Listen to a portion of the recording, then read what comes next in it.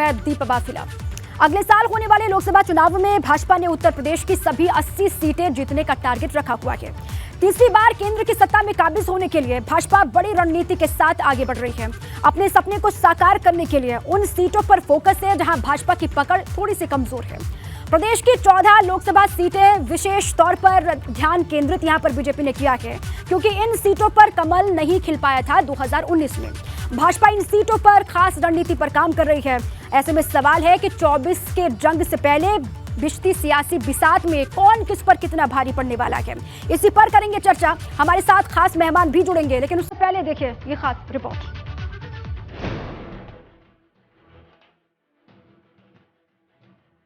चौबीस की बिछने लगी बिसात, भाजपा का मेगा प्लान। 2024 के लोकसभा चुनाव में जीत का रास्ता आसान बनाने के लिए भारतीय जनता पार्टी ने मेगा प्लान तैयार किया है। यूपी से 24 की जंग का ऐलान, भाजपा का हारी हुई सीटों पर प्लान। इरादा यह है कि जीती हुई सीटों पर भी कील कांटे दुरुस्त कर दिए जाएं। इसमें से 11 सीट ऐसी हैं जहां पर बहुत कम अंतर से भारतीय जनता पार्टी को जीत हासिल हुई थी। 14 सीटों पर अलग फोकस, मंत्रियों की भूमिका अहम। 14 हारी हुई सीटों से जेपी नड्डा ने गाजीपुर में चुनावी बुगुल फीका था। इन 14 हारी हुई सीटों पर केंद्रीय मंत्रियों का प्रवास कराया गया था। अब 66 जीती हुई सीटों पर भारतीय जनता पार्टी फोकस कर रही है। भगवा विजय की बाहुबली किलेबंदी, दिल्ली फतह की रणनीति।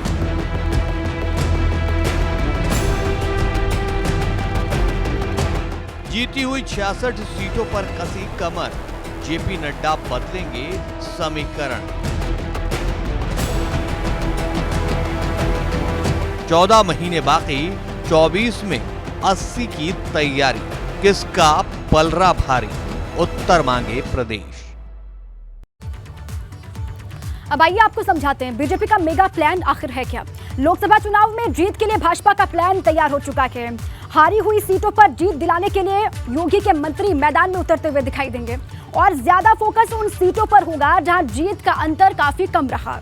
यूपी सरकार के मंत्री 66 जीती हुई सीटों पर प्रवास आने वाले दिनों में करते हुए दिखाई देंगे और सभी वर्गों के लोगों से संवाद किया जाएगा, उनकी समस्याओं को समझने का काम किया जाएगा।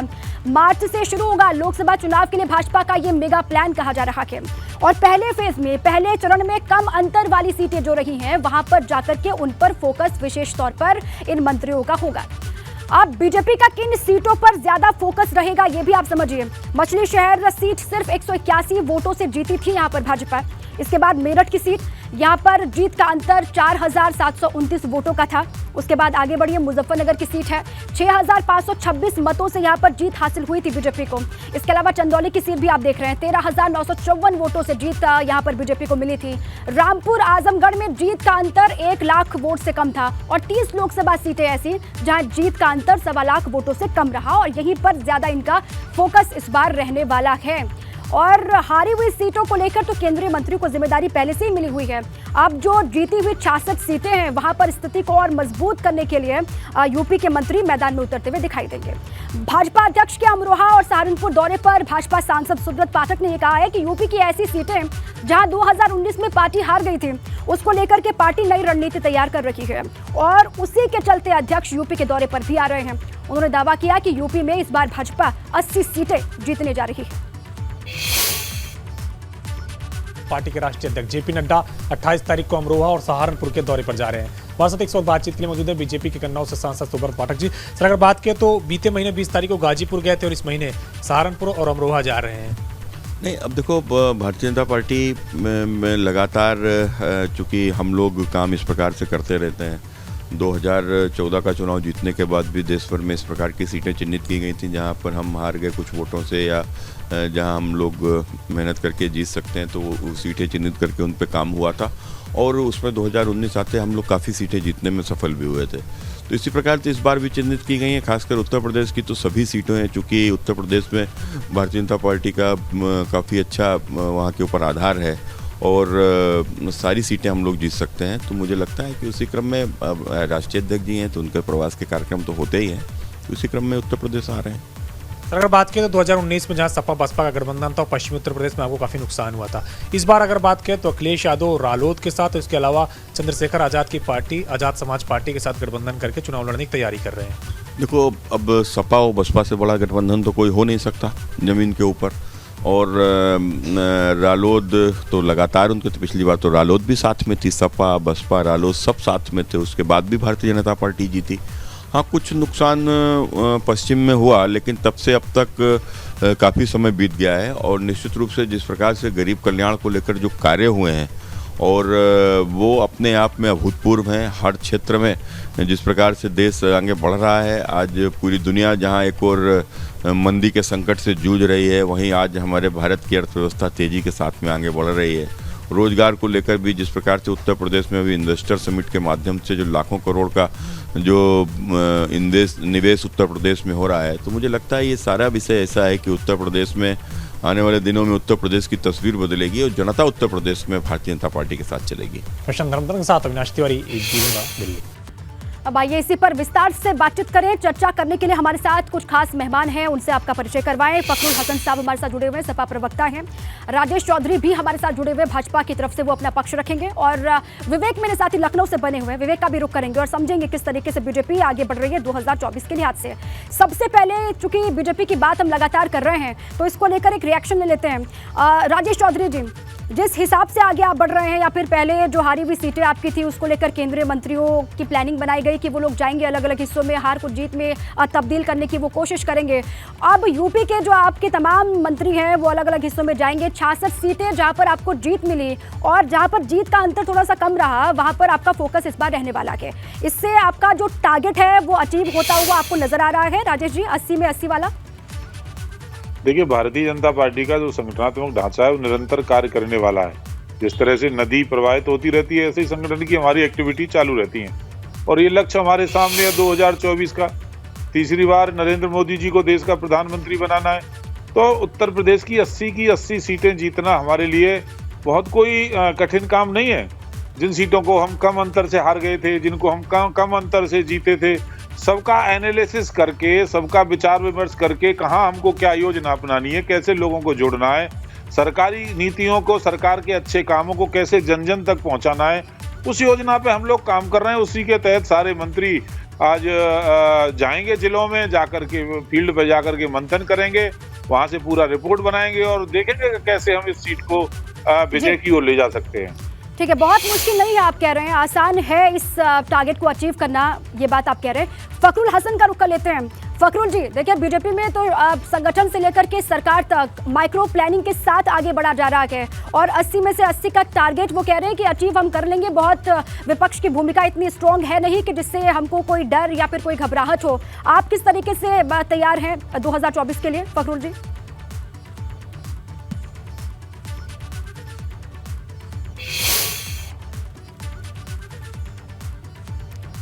फखरुल हसन जी, आवाज आ रही है आपको सर? 2 मिनट। हाँ, अब आपकी आवाज आ रही है। अब आप अच्छा, मैं ये पूछ रही थी आपसे कि बीजेपी में संगठन से लेकर सरकार तक जो है वो माइक्रो प्लानिंग के साथ आगे बढ़ रहे हैं, इनकी तैयारी को भी आप किस तरीके से देख रहे हैं, इस पर भी अपना रिएक्शन, और आपकी क्या तैयारी है 2024 को लेकर फखरुल जी? देखिए, भारतीय जनता पार्टी 2022 में जो सीटें जीती थी और जो हार गए थे उस पर फोकस की, और समाजवादी पार्टी 2004 का जो लोकसभा चुनाव था, जो सीटें हमने जीती थी उन पे हमारा फोकस है। 35 लोकसभा की सीट समाजवादी पार्टी ने 2004 के लोकसभा चुनाव में जीती थी, जब हमें समाजवादी पार्टी को 26% वोट शेयर मिला था। आज उत्तर प्रदेश के विधानसभा चुनाव में समाजवादी पार्टी गठबंधन को 35% से ज्यादा वोट शेयर मिला हुआ है, और हम वो 35 सीट जो समाजवादी पार्टी ने 2004 के लोकसभा चुनाव में जीती थी, उसके अलावा जो सीटें हम पिछले चुनाव में कम अंतर से हार गए थे, हमारा फोकस उन सीटों पे है। और आने वाले लोकसभा चुनाव में भारतीय जनता पार्टी को जनता जवाब देगी, क्योंकि हम तो जनता के मुद्दों को लेके जनता के बीच में जाएंगे। ये तो 2014 का 2019 अच्छा, लेकिन जिस तरीके से बीजेपी पूरा जोर लगा रही है फखरुल जी, केंद्रीय मंत्री से लेकर के यूपी सरकार के सारे मंत्री मैदान में उतरेंगे, माहौल तैयार करेंगे, इससे कोई डर या घबराहट आपके भीतर है क्या, आपको लग रहा है फखरुल जी?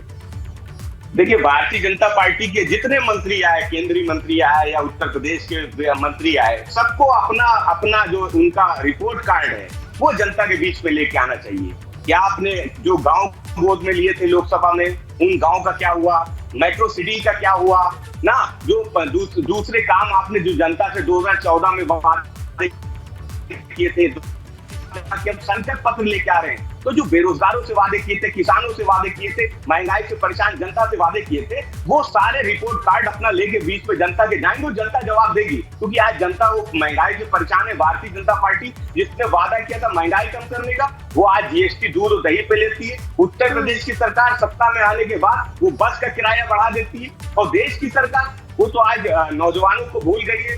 सब जगह प्राइवेट सेक्टर में सब चला जा रहा है, नौकरियां आज है नहीं, नौजवान सड़कों पे। उत्तर प्रदेश में नौजवान अगर नौकरी मांगने जाता है, शिक्षक भर्ती की अपनी आवाज उठाता है, तो उसको लाठी मिलती है। तो भारतीय जनता पार्टी के जितने मंत्री देश भर के आ रहे हैं या यहाँ के आ रहे हैं, उनका सबका स्वागत है। लेकिन ठीक है, जनता के मुद्दों का हिसाब देना होगा, जनता जवाब देगी, और संकल्प पत्र की नहीं बल्कि श्वेत पत्र की आवश्यकता है, ये आप कह रहे हैं। फखरुल जी, आप रहे हमारे साथ। विवेक मेरे साथ ही लखनऊ बीजेपी मुख्यालय के बाहर मौजूद है, उनके पास चलते हैं। विवेक, देखिए, आप लगातार नजर बनाए हुए हैं, किस तरीके से बीजेपी आगे बढ़ रही है, आप किस तरीके से वहां पर देख रहे हैं, और हमेशा से इलेक्शन मोड में बीजेपी रहती है, ये तो साफ नजर में आ रहा है, और 80 में से 80 का टारगेट लेकर के ही ये जिम्मेदारियां मंत्रियों को दी जा रही हैं। विवेक,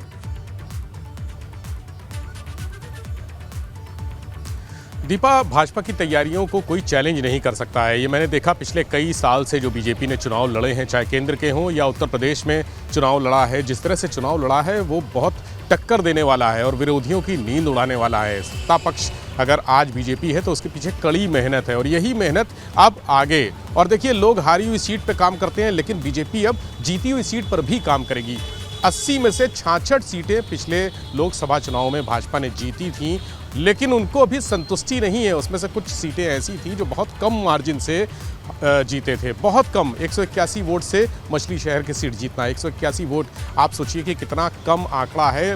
हारते हारते रह गए। अब इस जीत को बड़ी जीत में कैसे बदलें, क्योंकि उत्तर प्रदेश ही एक ऐसा राज्य है जो केंद्र सरकार को बहुत मजबूती प्रदान करता है। उत्तर प्रदेश से बहुत ज़्यादा सीटें आती हैं भी सबसे ज़्यादा सीटें, यहाँ पर 80 सीटें हैं, तो यहाँ का फोकस करना भारतीय जनता पार्टी के लिए मजबूरी भी है। मैनपुरी उपचुनाव को देख लें तो समाजवादी पार्टी के लिए प्रतिष्ठा का सवाल था और अस्तित्व का भी सवाल था, इसलिए सारी टक्कर दी, अच्छी टक्कर दी और सारी ताकत लगा दी थी। लेकिन बाकी सीटों पर समाजवादी पार्टी का वो प्रभाव, वो ताकत, वो संघर्ष देखने को नहीं मिला।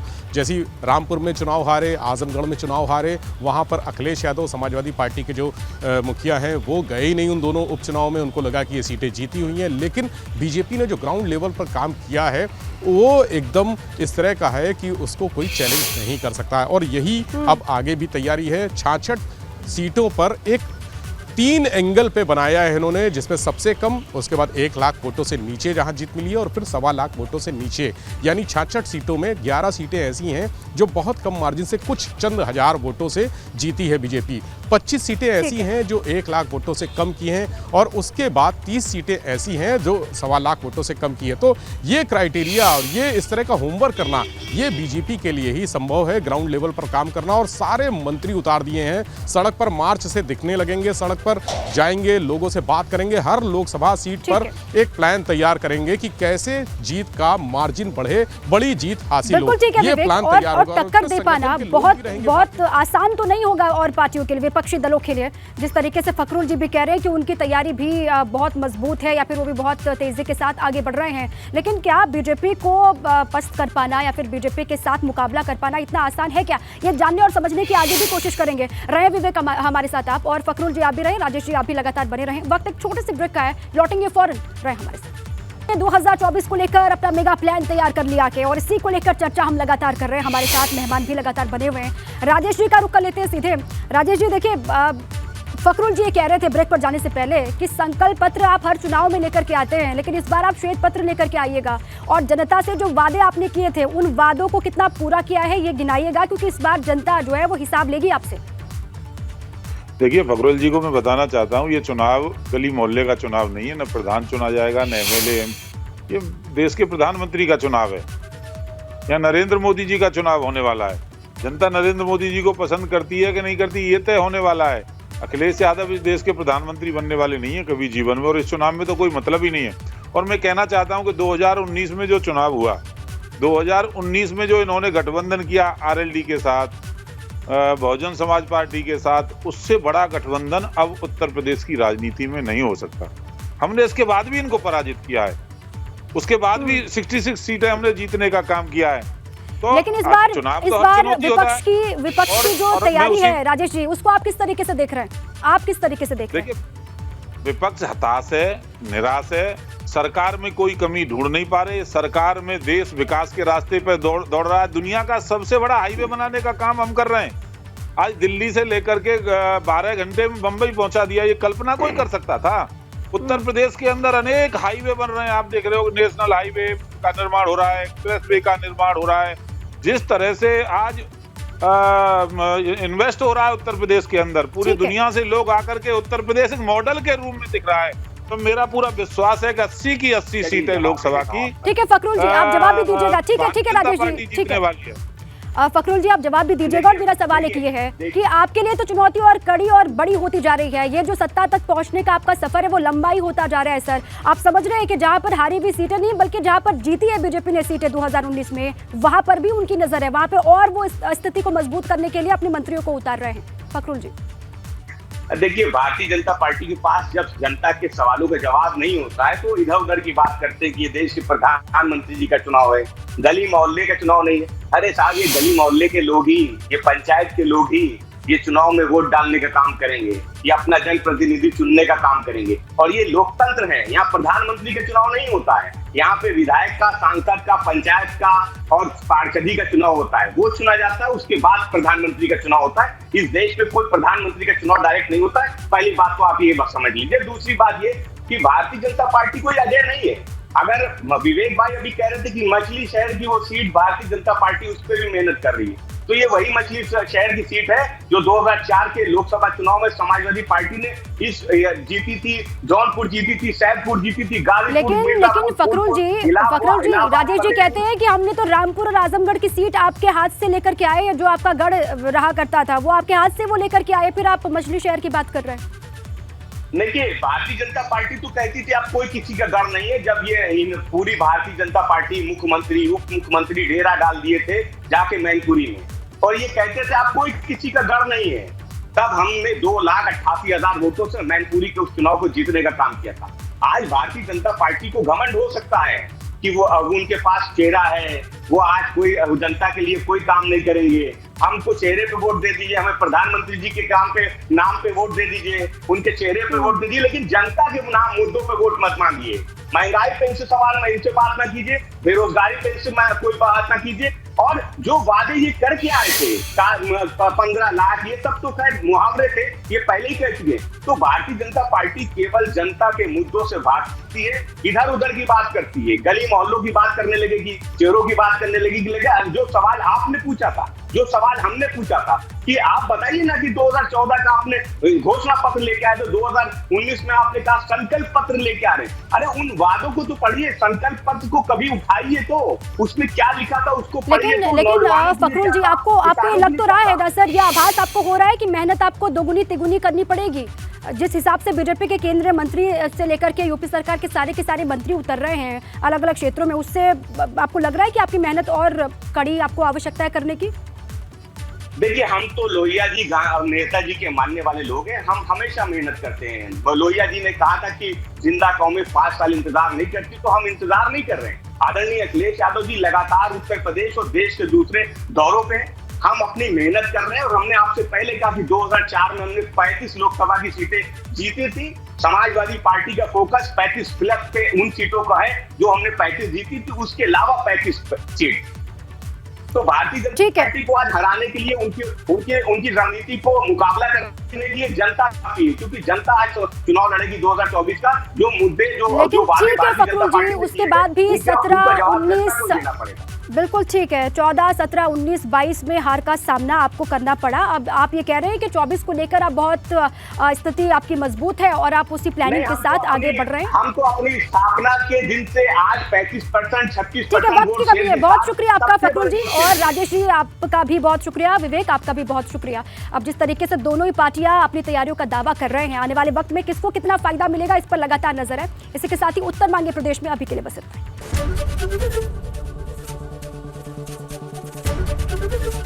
एबीपी गंगा, खबर आपकी, जुबान आपकी।